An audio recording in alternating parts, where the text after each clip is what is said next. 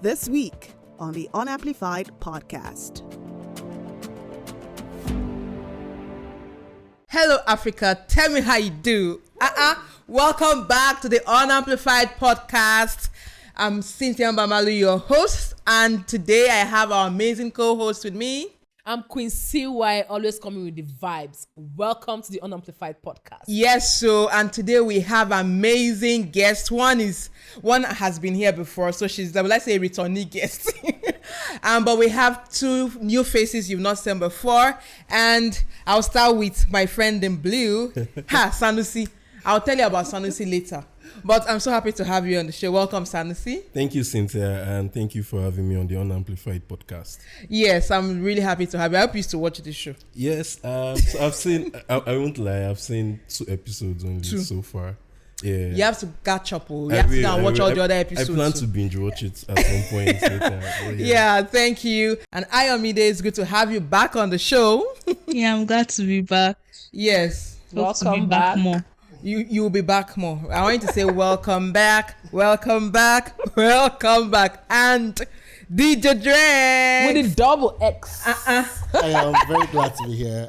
I've been actually hoping to live behind the scene and be here. Finally, I'm here. Okay. Finally, this is what happens. You know, most of you don't know, but each time you hear us at the end of the show, say shout out to our producer, DJ Drexx. That's the handsome guy behind the name. With the double X. And yes, it's good to have you on this show. I'm really excited because, ladies and gentlemen, we're going to be having an interesting conversation around gender. I would normally say battle of the sexes, but I'm like, let's just call it gender conversation or the gender energy. But you know, last 2 episodes, we're talking about movies, you know, how movies and storytelling influences a lot of things in a society. And it got me, I was watching the episode again, so I'd like to rewatch episodes. And I started thinking around like stories we heard of growing up as kids, like folk tales. What are those stories we were told by our parents, our grandparents, or elders in the society that we still remember? Anyone wants to go first? Yeah, I remember one story about tortoise. Where he was being greedy. The dog, I think all animals, they were like, there was famine in the land, and all animals was like they should sacrifice their mom, so they'll have something to feed on, and the dog hid his mom in the sky. So one day the tortoise heard the dog singing a song and a rope coming down and him climbing up. The next day the tortoise said, "Momoh, I'm going for my own." No. He went there and pretended to be the dog, and after singing, the rope came down. As he was climbing, the dog saw him, and the dog was like, "No, mom," he started singing the song, and the rope. The dog was actually telling the mom to like cut the rope. So the mom cut the rope, and that was how tortoise fell down and have a broken back. Wow. I think there were lots of stories about tortoise. Tortoise was Tortoise was the most popular. Yes. The one I have to say about tortoise breaking his back. Yeah, what was the story? There was also famine in the land. Yeah. And so all the animals were getting like dinner. Then tortoise noticed that the birds were the same. They were saying the same. So he will ask them like what's going on. And they now said that they told him about this feast that they are going for in the heavens. And he asked them if he can come with them. They said no, because tortoise is known for being greedy and all that. He now begged them that this time he won't be greedy, he will behave. So he asked them to all give him a feather so that he can build wings to fly to the sky. Yeah, I remember this story actually. They asked him that he has to come up with his own name, his like ceremonial name. He now said that his name will be All of You. So when they got to the feast, the person in charge now said that this food is for all of you. So when all of them tried to come and eat, tortoise now said that no, that since his name is All of You, that the food is for only him. So he was now eating the food alone, and the birds got angry. So they all took their feathers back. He now told them that when they are going down, that please they should help him tell his wife that she should bring out all the soft things in their house, so that when he lands, he'll land on the beds and the feathers and all that. Then they now told the wife that he told her to bring out all the hard things in the house, all the sharp objects. Stones and bottles. When he now fell down, that's what he fell on. So his shell cracked. So they had to call the best healer in the land to fix his shell. So that's why till now he has cracked shell. Yeah, Wow. I think everyone. That's a funny story. We grew up at different times. For some reason, you have this story. I know I was told this story too when I was younger. Did any of you know this story? The one she just recounted. Yes. Or a version of it. No, yes. I mean this same version. Your same version. Yeah, the same version. Yeah. I think for me, what did you know of this story? Very, very, very well. I told it to my younger ones. You told your younger ones. Oh. But I think for me, what is important is the fact that, I don't know if they still tell kids folk tales now. I mean, I know that Disney stories and all of those stories are taking over, but every story then needs to have a moral. That this is why you should not be greedy. This is why you shouldn't lie. This is why you shouldn't cheat. There was always a moral in any story that were being told.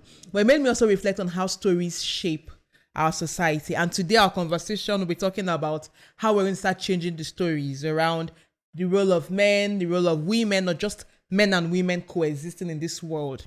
And so I'm going to start with our guest, the one and only Sanusi Olaniyan. Yes. So when, I know most times you hear people say, act like a man. When people say act like a man, what do you think they mean? So when people say act like a man, I feel they want me to be strong, not to show emotion. They want me to come with all of the answers, provide solutions in a challenge, or when I have issues or problems, I should be able to solve it. They want to see that masculine side of me. They don't want me to be soft. They want me to be candid, to be frank, just generally being strong. I mean, not showing any sign of emotion. But I think I betray that a lot. Yeah, I'm a very emotional person, so it's difficult for you to say act like a man to me. I mean, I cry, so why should I act like a man always? Connecting with you right now. DJ Drexx, when people say act like a man, what do you think they mean? When people tell me to be a man, I think they are telling me to be bold and resilient, just like Sanusi said. And it's a good thing in the sense that it reminds you that you have to be a strong person, but also it has this negative effect that it could put you under pressure. Even when you're going through a lot of things, you want to act a man, you understand? So it has a good impact and a negative impact. But for me, I choose most times the good impact. Yeah. Wow, I like the fact you brought the idea of the good and the negative. I think it also correlates with what Sanusi was talking about, like, there are the positives, but also there is that unnecessary pressure on things like, you shouldn't show emotions and all. But let's talk with the ladies in the house. When they say act like a woman, what do you think? I think when they say act like a woman, to me, I feel that they are saying I should be warm, I should be resilient, I should be tolerating, I should be dependable and dependent as well. And also I should be quiet in some certain decisions. So I agree with everything Quincy Wise said. When they say act like a woman, they want me to be quiet, shy. Not really shy, but there are some certain situations where I should know when to speak up, and then when I should not, then I should know that this particular person is taking the lead here. And I feel like they also want you to be nurturing, to be motherly. I feel like they feel like because I'm a woman, inherently I am going to be very loving and caring and all that. And something that's always really bothered me about this whole act like a man, act like a woman thing is that, first of all, I don't know if this is controversial to say, but gender is a social construct. It is a social construct. So when they say act like a woman, there is no definition of what a woman should be. So just a question that just doesn't make sense to me. It doesn't make sense to you. And so I like the fact it said doesn't make sense to you. Because as we were talking, I was looking at what are the connecting themes or the connecting attributes of what, when someone hears act like a man or when someone hears act like a woman, is there anything connecting these conversations or these responses? And then I listened to Sanusi and he talked about they want you to be resilient, to be strong, to not show emotions. He talked about also almost similar things. Don't show emotions. Like the instance about men don't cry. We always say this, men don't cry. They want you not to show emotions. They want you to be strong, to show up and all of that. But also talked about, they also expect you to be dependable, even though they expect you to be dependent as a woman, be seen and not heard, or speak in certain situations and not speak in other situations, be homely, be motherly, be caring. And I'm just wondering now, as humans, are we expected to be caring and loving? Yes. This your yes has a but. So for me, when I try to analyze gender, I try to go to look at animals and how they behave, because they don't have a society, that a civilized or civilizing society, so they are acting naturally. And for most animals, you see the females, should I say females, are more caring. And I've asked myself why. Is it not nature that is saying something? Do you get me? So like the male animals. Okay, let's take for instance a dog. A male dog will get a female dog pregnant, and he will leave the female dog, and she will take care of 10, 12 puppies till they're big. And why is she the one? Why is it nature telling her to? So sometimes I feel there are some things that are biologically in us that makes us like this. Okay, Sanusi. I think naturally, yes, as a man or a woman, you should be caring, you should be compassionate. I feel like as humans, just basically as humans, we know we go through a lot, right? I might not really be in your shoes, but from my experience, by merely being a human being, I know there are times that you'll be down, you'll be low, and I think it just comes naturally to you to care for that person, to care for your neighbor or for your friend, or even maybe just an acquaintance. Right, I feel compassion is also comes naturally. You see someone going through some problem or issues that is really weighing them down. You just want to be compassionate and to show care, unless maybe that person might have cursed you or wronged you in the past. But even at that, there are still instances where that might have happened, but you still show care. Maybe you don't even show it to them directly. Maybe you heard from a third party and they're like, oh, I'm sorry about that. Oh, and I feel for this person. And I think naturally, as human beings or as living things, and this is to tap into your animal in the nature, as living things, I think naturally you should show care and compassion. Yeah, and then we talked about resilience, being strong. Shouldn't all humans strive to be strong and be resilient? For me, I think it's like a natural thing. You just have to be strong as human. Yes, because the world is hard. Yeah, the world is hard, and this life is tough. Yeah, I know when we are kids, we don't care, but now we are adults. We are seeing it. It's playing. The cards are being played in front of us, so you just have to man up or woman up. So you see, the way you said man up, I was no, because see, certain things are so ingrained in us that we use certain terms to describe strength. Yeah. So when people say man up, the expectation is get strong, get tough, let go of whatever it is that is paining you or hurting you.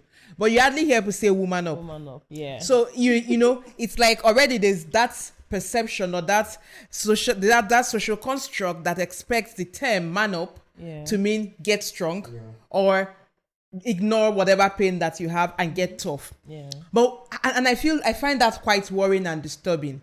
And that is because as the world evolves, we start asking questions around are these terms, are they really as true?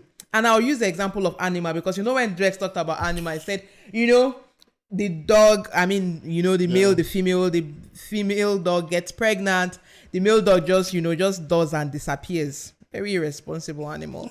Then the female stays with and she gives birth to the puppies and she cares for the puppies before they are taken away from her. And so that's that expectation. But if you think around the animal kingdom, for instance, if you watch all these animal stations, you say, is the female lion that actually goes hunting. Yeah. Really? Yeah. Yes. Yeah. The female that goes hunting, the male just they sleep. So truthfully, in fact, if you even go to where did I one of these wildlife I went to, I think it was Edo State or so, and lion was just sleeping, and then the guy was like, "Oh, that's how you know the man." The male. So I think most male animals are irresponsible. Most of them, they are lazy. They don't care about the younger ones, you understand? They just leave after sex. Wow. But what I'm trying to say, so drawing from this analogy of the animals, we can't really make those connections from how animals are, because if people expect, in the world they say, be strong, be a provider. Yeah. There's an expectation that is the man that works and provides. But if we're going with the animal kingdom, you see that the female guy goes hunting I think that makes us and brings higher the animal. Yeah. That I like the point you want to make, because as a woman, I will support that point full-heartedly with my whole chest. She said, but anyways, but I mean, that makes us higher animals. But so now in this conversation now, because there's a lot going on. If you go online now, if you want to just start a fight, just start the gender conversation, and we'll start throwing tables around. And I remember one of these conversations happening, saying, okay, if women and men, if we go out on a date, for instance, who takes care of the bills? Before I get into what, because the thing is, these days I hear people having that argument.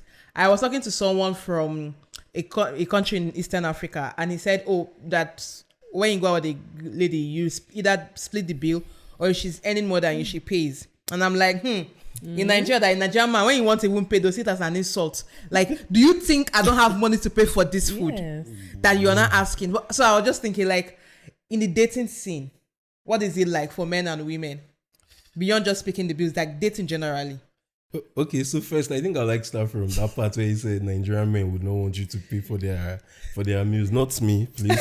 In case you're planning on taking me out, I'll gladly let you feed the bills. It's true, because I feel if you're the one that if you invite someone out, you should pay for the interesting, and I'll give you take care of the bill. Very interesting. I'll give you an example, and this is a group of friends. So I used to have a colleague who was born in Canada, schooled in Canada, grew up in Canada, and then have this circle of Canadian friends and maybe some American friends. And somehow they all found themselves in Nigeria working. And then my colleague invites me out this evening, say, "Oh, Sanisi, you know what? Let's hang out at some place." I'm like, "Yeah, sure." And then we get there, and the Nigerian mentality is whoever asks you out, just like you said, whoever invites you out will cover the bill. And then then the time comes for us to pay, and everybody's just chipping in something. And my guy is looking at me like, chipping too. You have to chip in. I'm like, in my mind, I'm like, guy, you invited me. I didn't tell you I was going to come for this. But anyways, I chipped in. But I learned that. I learned that culture that it doesn't matter who invites you out, as long as you all know that you're going there to have fun, and especially if you had fun, right? You should be able to contribute something, no matter how small. I think that also that kind of strengthens the bond of friendship. But not Cynthia's question of dating. I think if you're in a relationship and you guys go out, naturally for me, I feel like both of you know the state of your finances, right? At every time. So if I hang out with my girlfriend, if it's something for me to cover, to cover the bill, yeah, sure, I'll do that.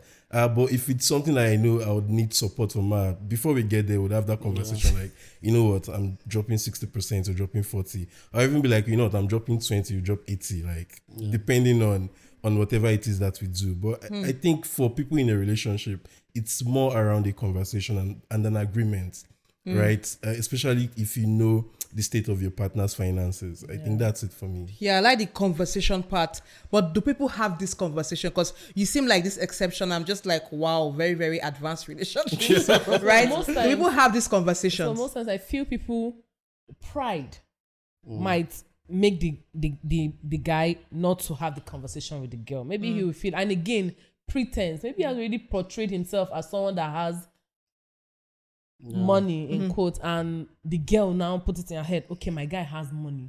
Now you don't have the money, and there's no way you can tell her again. Pride will not allow you to tell her, I don't have money. The girl will go out, people will eat. Now it's time for you to pay. Now I'm looking at her, I'm looking at the food, calling all your guys. You not still tell her you don't have money. You still go out, call your guys to see if they will contribute for you to pay. So I think pride make the guys not to have those conversations with their Drexx, what do you think? So the first time I heard the word Dutch, I was wowed. I was like, wow, this word is very nice. So I was going out with a girl and she was like, let's go Dutch. And I didn't understand. I was like, good. Then I had to Google it and I was like, oh, we'll split the bills. I was like, wow. And coming from her, I was impressed. So I'm glad that things are changing. Girls are getting wiser, guys are getting wiser. So we're both getting to the place that we know life is not easy for anybody. When I was in the university, I was getting money from my parents. My girlfriend as at then was getting money from my parents too. Probably, I think hers was higher than mine. But then I was expected to do everything in the relationship. And it was very was very heavy on me. So many guys leave relationships because of this kind of burden. So I think I'm glad it's changing, and I know with time things will keep improving for both guys and ladies. Yeah. Ayo. So I think the thing with the conversation thing that he was talking about, I feel like that only works when you have an established relationship. Okay. So if it's someone that you just met online like guy or is something just like that, toasting you, or you're toasting the yeah, guy. just like that, I feel like it's not easy to have that kind of conversation with someone you just met. So that's where the confusion comes in, because I feel like also when the pride thing too, when you first meet somebody, you want to show out, especially for the men, because they've been taught that that's how you're meant to be with your woman. You should be the one that is very in charge and everything. So you want to show out and all that, even though maybe you might not have the money, or at that particular time you don't have the capacity. So I feel like we should normalize conversations, even with people you just met.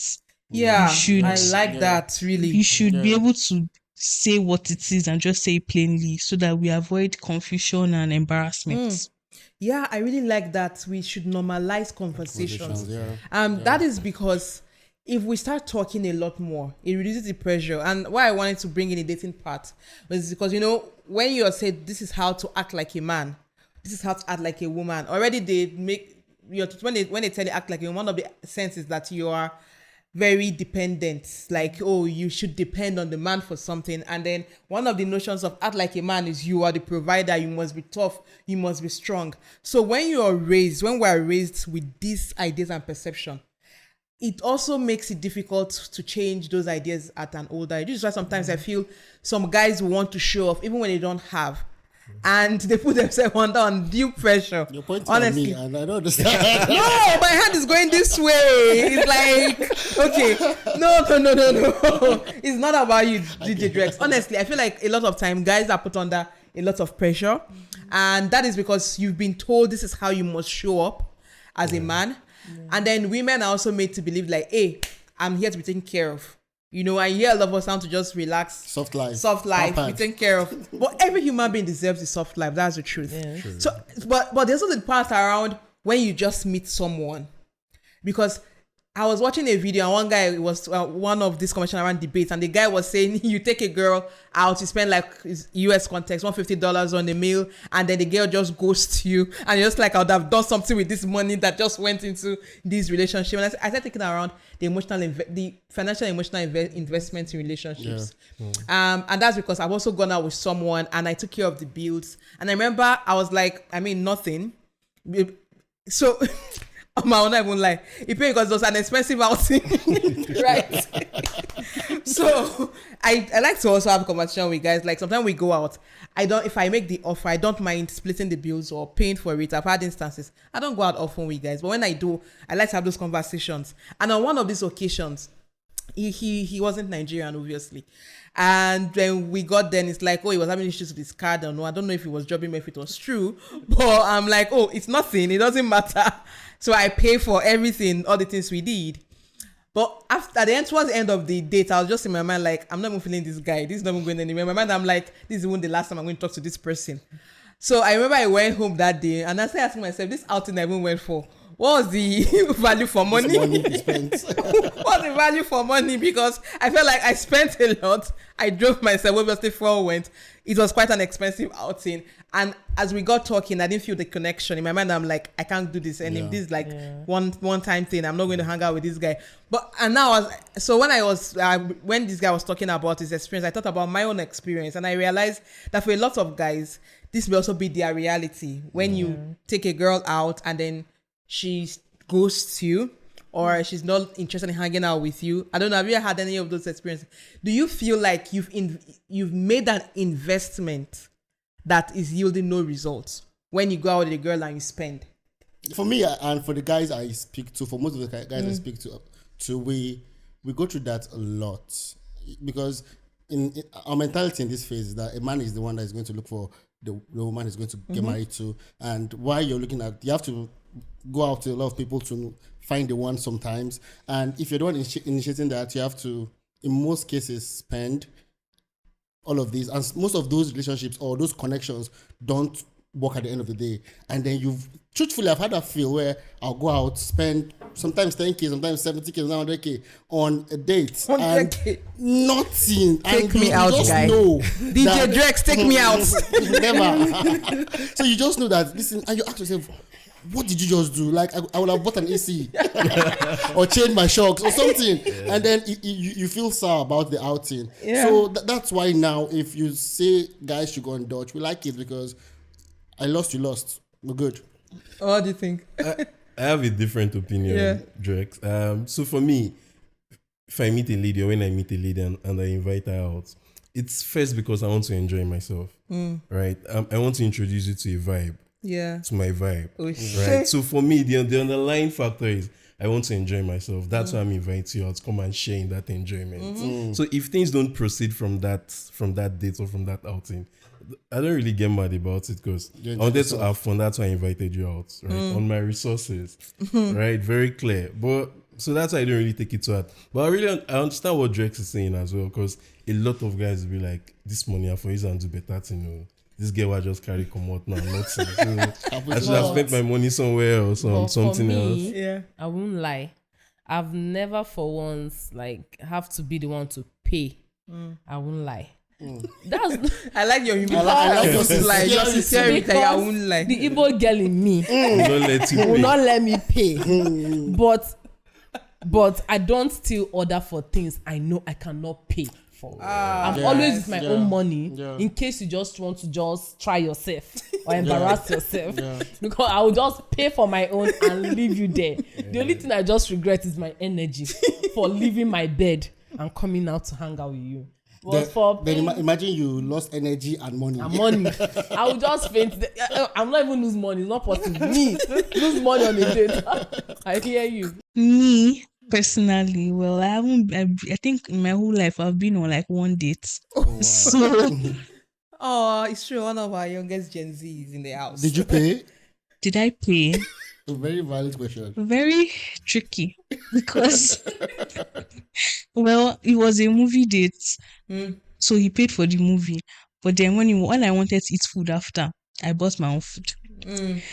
I don't know whether I was expecting him to pay actually, but I don't know. Maybe it was just something that was ingrained in my mind that he was supposed to pay, because when I ordered the food and I was staring at him and he was also staring at me, and I was like, okay, just take my card.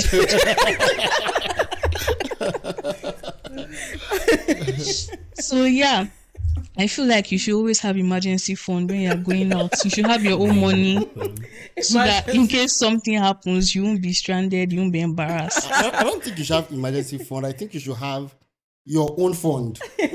Not Plus emergency. Have Okay, the money, nice, for the thing, But and then you have what if you more don't have money. your own money? At least if you're going out, even if you collect from your mom or anybody, like, give me small 10K, may I just put for pocket? We talked about communication and understanding. Yeah, I feel that should be the step before what's the word? Vex money? That should be the step. Communicate, understand. But most if you do that, you won't have to get to the level of needing vex money. No, so right now we're just talking about like when you meet someone for the first time, when someone calls you out for the first time, that conversation will not be there at that time. If I don't have money, I will tell you.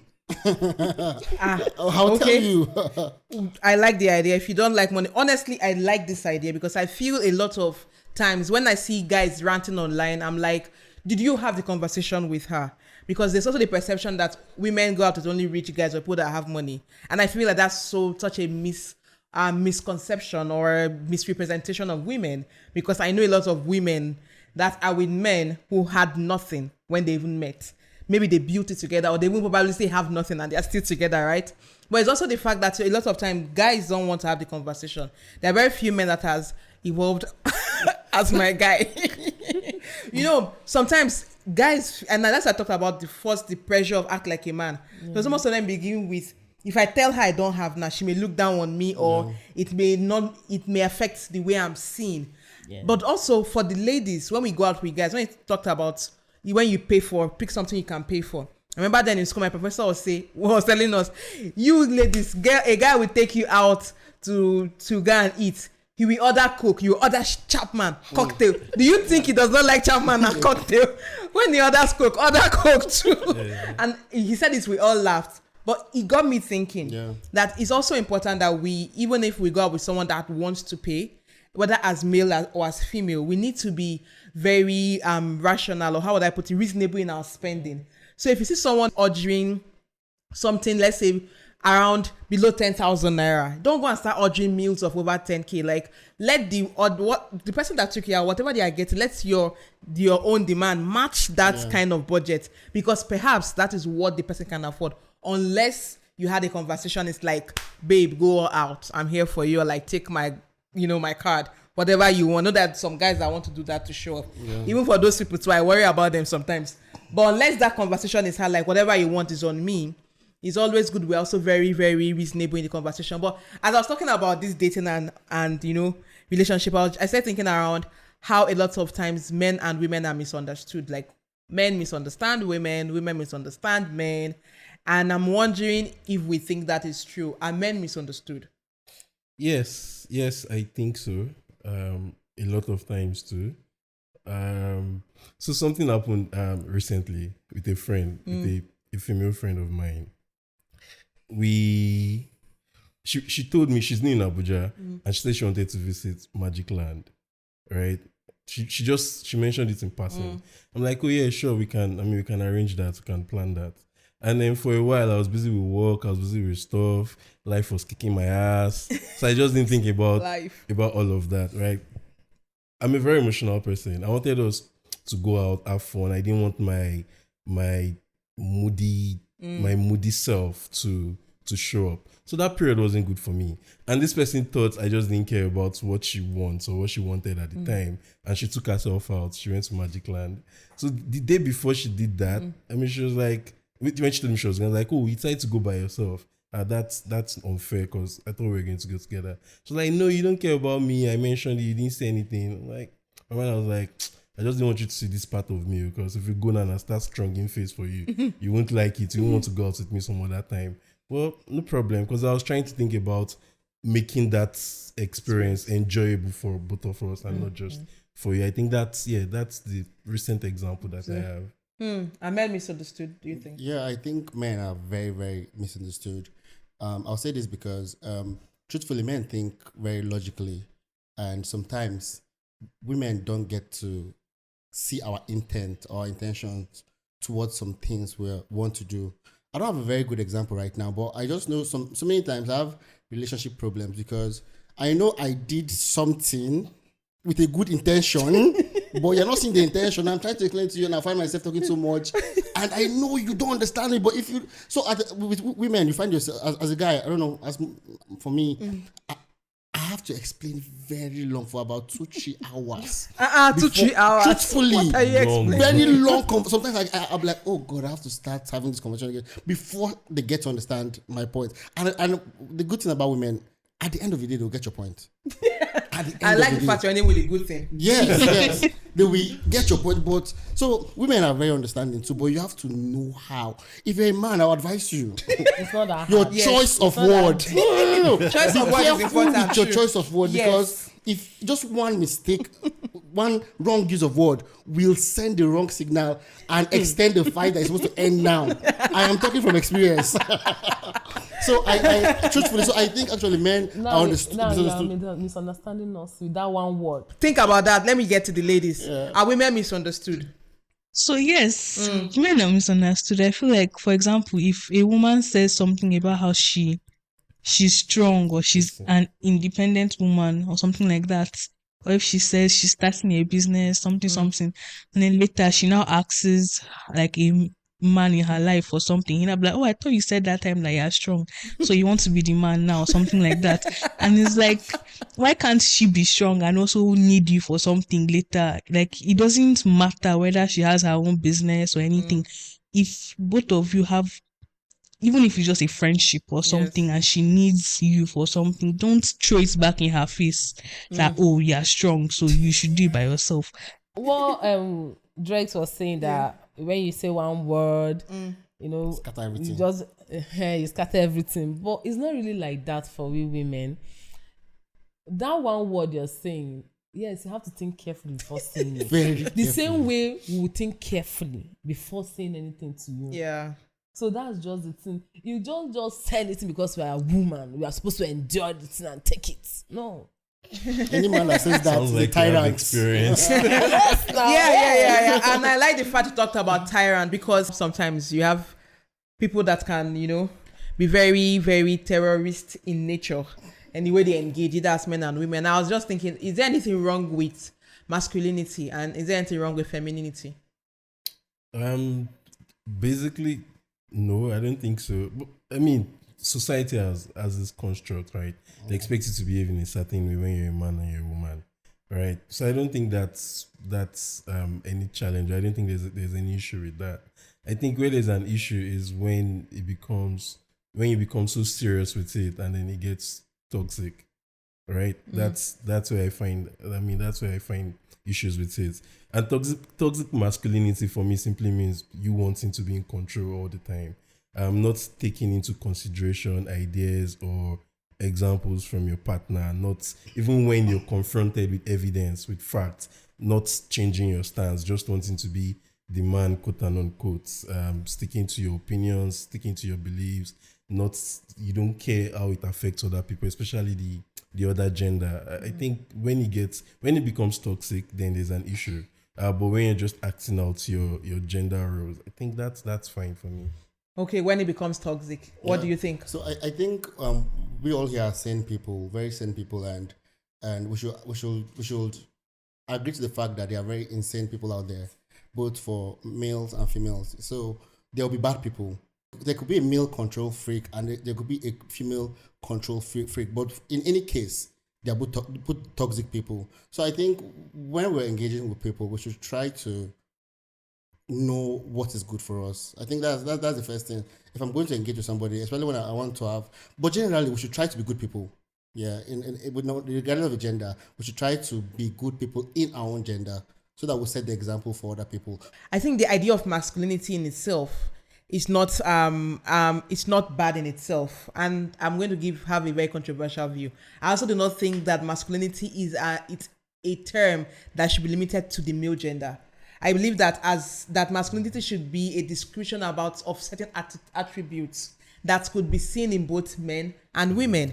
The same thing as femininity. I also believe that femininity is a feature and attribute that could be seen in both men and women, because I think when we stop restricting the whole idea or conception of masculinity to just a man must be this way, a woman must be this way, when we stop limiting and restricting people to a template, it gives us better freedom to express ourselves and to be who we're meant to be, right? Yeah. And why I asked about toxic masculinity, because I don't think there's anything wrong in people being masculine. I don't think there's anything in a guy wanting to show that he's, be the man that he is, right? Where I have a challenge with is where you talked about the control freak or someone trying to impose, not even listen. But there's also this subtle one of when you're talking with a guy, he already believes that because you're a woman, he knows more than you. Yeah. And you're trying to explain something. Yeah. You know something, there's that thing they call mansplaining. He now wants to explain it to you like you don't have sense. You're just like, guy, do you know the work I do? This is literally my field. Yeah. So there's also that subtle toxic masculinity. Most times a lot of guys are not aware of. Because as I've talked about masculine, I'm going to the femininity because this is a balanced conversation. But I think sometimes you talk with some guys, I understand, I say, okay, this guy is a good person, but he doesn't understand that he has this subtle thing, which is why it's difficult for him to listen when a lady is talking, because he already assumes, I know better than she does. Or even in the political scene, a woman is running for office. You see some men just assume because you're a woman, you have challenges, you shouldn't be run. If you're pregnant, what happens? When you have a baby, what happens? Or if you have kids? And they say, no, I'm just being nice to her. I'm trying to care for her needs. But it's because you're already thinking, because she's a woman, she can't hold this role. Mm-hmm. So sometimes it's also that subtle toxic masculinity that we don't even think about. And now to the ladies, is there anything wrong in being is there anything wrong with femininity? And do we have toxic femininity? Because most time we like to focus on the toxic masculinity. Yeah. Do we have that? Yeah, so there is toxic femininity. Yeah. So start with, like you said, there's nothing wrong with the concept of femininity. Mm. But like for example now, people who like they feel like the way they think as women, like the way they believe that they should be meek and humble and nurturing and all that. They try to impose it on other people. So they say you're not being a traditional woman. You're not being a good woman in this situation. So they try to shame you for the masculine qualities that you have, quote unquote masculine qualities that you have. So yeah, I think the key word here is flexibility. We should be able to be flexible in the way we go between traditional female roles and traditional male roles. So you should be able to choose which ones apply to you, which ones make you happy, which ones allow you to live your best life. So So I agree with her when she said people who want to impose their femininity to you. Yeah. Like you see some women that are able to speak up in a domestic relationship or marriage, and you see others that are still enduring the abuse. They'll try to like tell those ones who are speaking up to like, no, don't do that. Don't try to let young girls leave their marriages because your own did not work for you. That does not mean they should leave because of ordinary fight, ordinary quarrel. So I feel those women take their femininity too personal and as if it's government work. And it places it bats themselves. So because there's also the thing around when we try to use that feminine side of us to manipulate men. Yeah. That's also toxic, because the way we talk about toxic masculinity is also about that, because there are times where there's nothing. I love being myself. There are times I want to be all girly in beautiful colors and all. There are times I want to just be like in shades of gray and black, and that's my mood. That's how I feel. There are times I want to show my strength the best way. There are times I want to just be vulnerable because hey, I want to be vulnerable now. It doesn't make me less of a woman. It doesn't make me. There are times I want to shave my legs. There are times I don't want to shave my legs. Shaving doesn't make me more female or less female. I think the problem is where we start thinking that this is the standard of who a woman should be. So one, you have to be pretty always. You have to meet the standards or this template. If you don't meet it, then we cancel you. And you see that a lot of women doing that. But also the part around where women think because they have this feminine side, they can easily use it to manipulate a guy.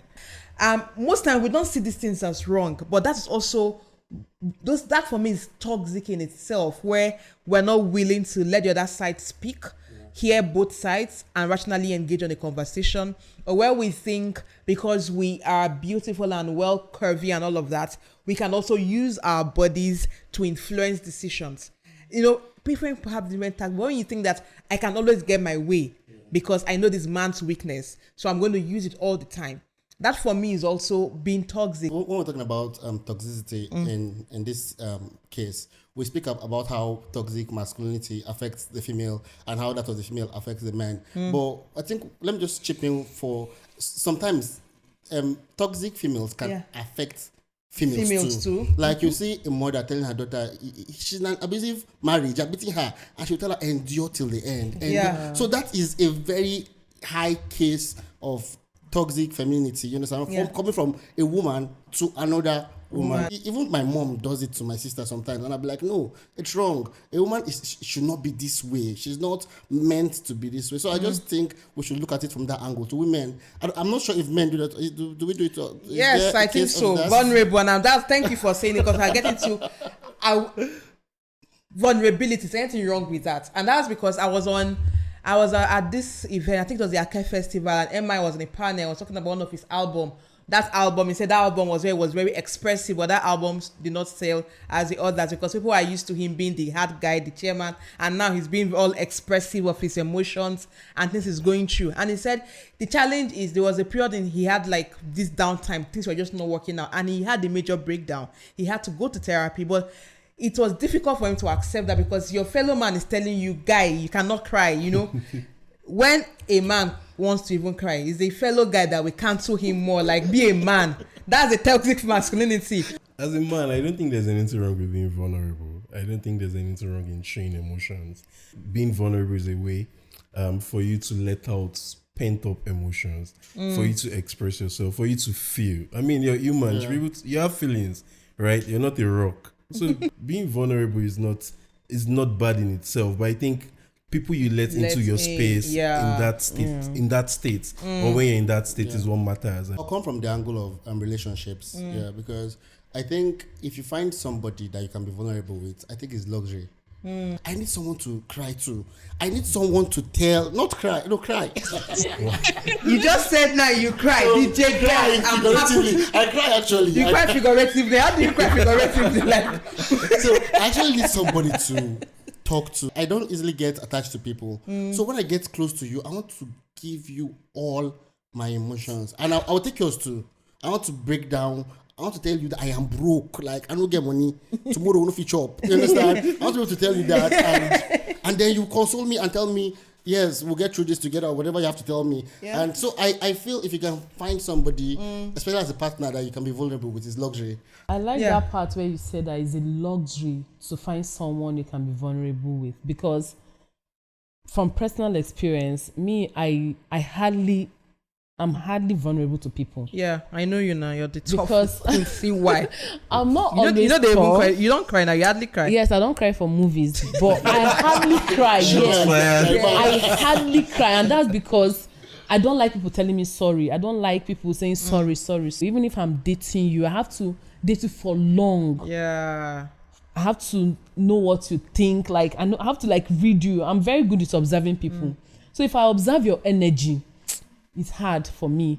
So when he said that luxury, I can relate, because most times if I cannot, because I want to be vulnerable to you, but you're kind of person. I know I cannot. I cannot do that. Safe space. I just go to my room and just sulk myself. I'll just be sulking like, God, how can I tell this person this is it? Because I feel he will not understand. He will not. So I just keep to myself and just. Brush the thing off. Yeah, I like the fact, because we're talking vulnerability, and I'm seeing connecting thread between male and female. Ayo, do you have a different opinion? What do you think? So I feel like vulnerability is good, it's nice, but there should be a limit. A limit, okay? So I feel like you should know when to be vulnerable and when to not be vulnerable, because people are, I don't say how I really feel about people, but people are you not part of people? Yeah. To be honest, I don't like people. People are wicked. But let's hear you. Yeah, people are just, they are somehow like, you tell them something today, you'll be vulnerable in front of them and everything, and then next month when you have one small fight now, you hear your business like far away. Yeah, I believe in one, we need to find our safe space to be vulnerable, but being vulnerable is being human. There are times we break down, and that's because we're human. We're dealing with different things in life. Even the person that seems to have the richest person in the world, or that seems to have the most luxurious life, has one thing he or she's dealing with. And I think as the society, we should stop putting that pressure on men, that men don't cry, men don't do, because I know that the fact that we have a lot of men dying unnecessarily. You see suicide rate, you see people just, dying of cardiac arrest and what have you. I feel like a lot of times it's just because a lot of men do not also feel that they have any space to vent or to express what they are going through. So they bottle up so much. And when you bottle up so much, it becomes a challenge even to your health. So even for women, I know most time men think women like to be vulnerable, women like to cry. A lot of women don't actually like to, because we also don't want to be seen as that one that always want a pity party. So I think one of the things we're learning from this, for everyone, male and female, we must learn to start being safe spaces for others to also be free to express themselves. But as we're talking about that, I started thinking about politics, because in the conversation around women and men, we're also talking about how do the society view women in politics? How do the society view the role of women in politics? And I'll start with Sanusi, because you do a lot around political inclusion for young people, young men and women. How do women experience politics differently from men? It's a difficult terrain for women, especially in Nigeria. There's a stigma Nigerian society has placed on Nigerian women who go into politics. They tend to see them as, and I'm sorry for this, they tend to see them as prostitutes, and talk about sadly, how they but sleep. Yeah. I mean, just look at the ongoing ministerial screening. Yeah. I mean, I've seen tweets on Twitter of people saying, "Oh, the women who have been appointed into the cabinet are girlfriends or they're sleeping with top members of the party. That I mean, there's just that whole stereotyping that happens around women in politics, especially women, strong women who run for office. And that's just one of the challenges that women face in participating in politics in Nigeria. The society, and it's top of the list because society sees them in a certain type of way. I know there's this woman who ran in 2019 who wrote a book. I'm trying to remember her name. Aisha. Okay, Aisha. So Love does not win elections. Yeah. How she was talking about attending meetings in the middle of the night. And that's the reality of Nigerian politics. These meetings come up impromptu. Now imagine a married woman attending a meeting where you have male dominance around 2 a.m. I mean, you see her leave the house, you see other men drive out. In your head, you're like, something has gone down. But there, she's just there contributing her quota in the decision-making process. Yeah. It's her job. Yeah. And let's not even talk about the structural barriers, the cultural perspective, the religion perspective, how some certain parts of the country believe women should be relegated to the back. They shouldn't be out there being vocal, speaking up for themselves. They shouldn't participate in politics because it's a male thing and all of that. Those barriers are still there. True.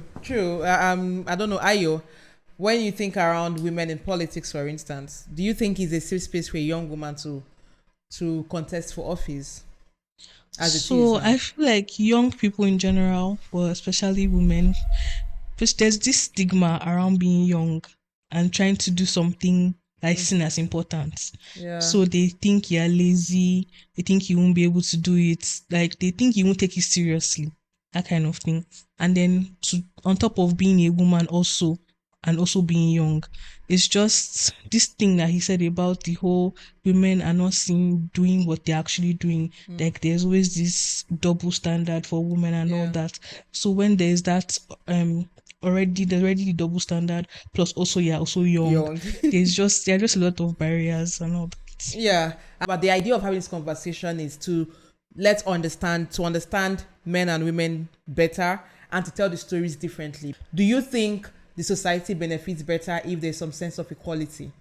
Yes, I do. I sincerely do, because the saying, what men can do, women can do better, is not just a saying, it's facts.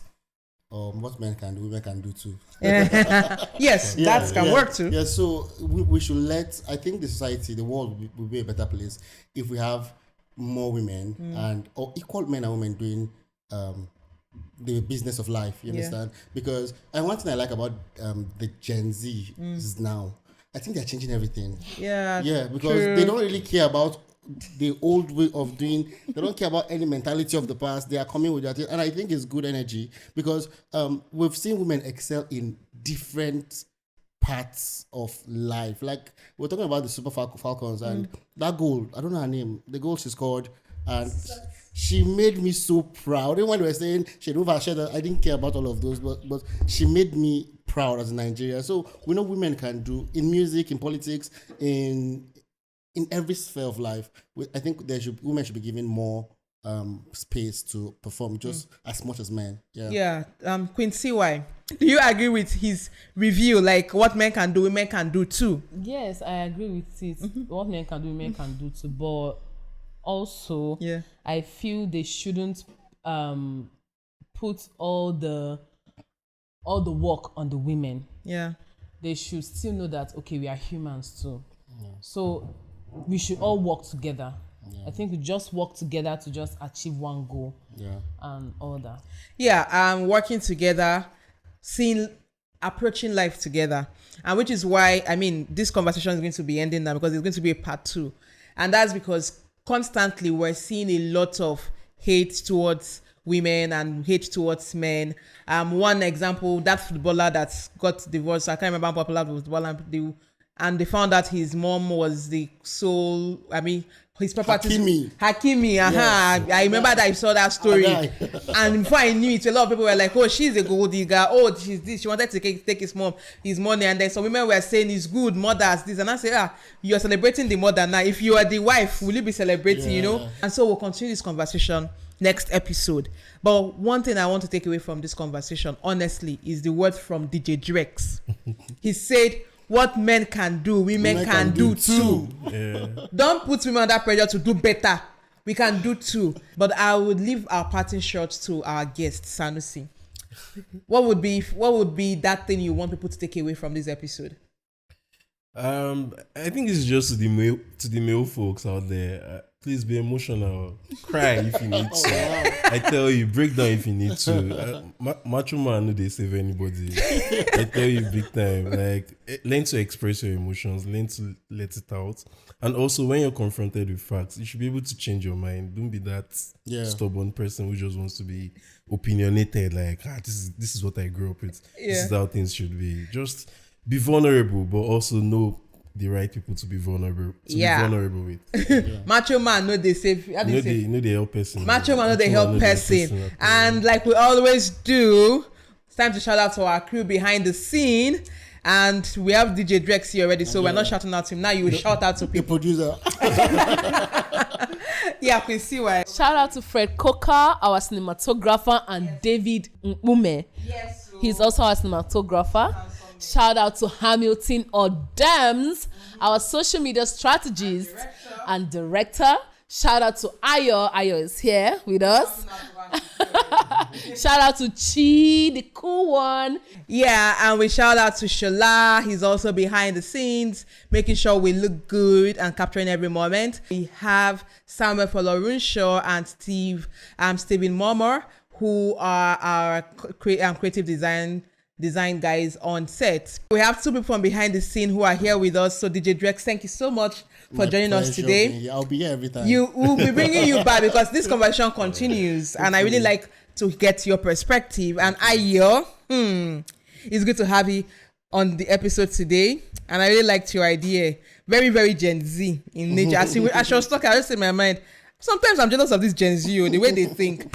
And to the one and only Sanusi Olaniyan. Thank you very much. Thank you guys. I was wondering when I saw the previous episodes, like, when am I going to get on this? You knew we were coming to you soon. I was patiently waiting, but thank you for extending the invitation to me. Yes, I'm happy we have you. So we're bringing you back very soon. And to our amazing audience and listeners, you know what we always say? Thank you for joining us today on this episode of the Unamplified Podcast.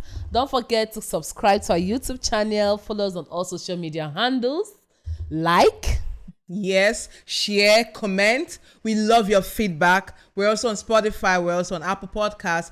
Listen, and please always tune in every Wednesday. And you know what we say, ladies and gentlemen, when you're on, you're amplified. And once again, we cheers to Africa, because Africa is today, Africa is the future, and Africa is golden. Yes. Cheers.